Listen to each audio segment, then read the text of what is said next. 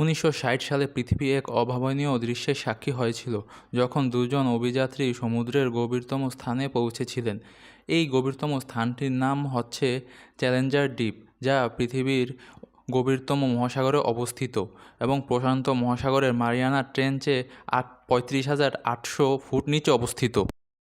তারা ট্রিয়েস্ট নামের একটি সাবমার্সিবলে করে এই বিপজ্জনক যাত্রা সম্পন্ন করেন, যেখানে তাদের প্রায় ৫ ঘন্টা সময় লেগেছে।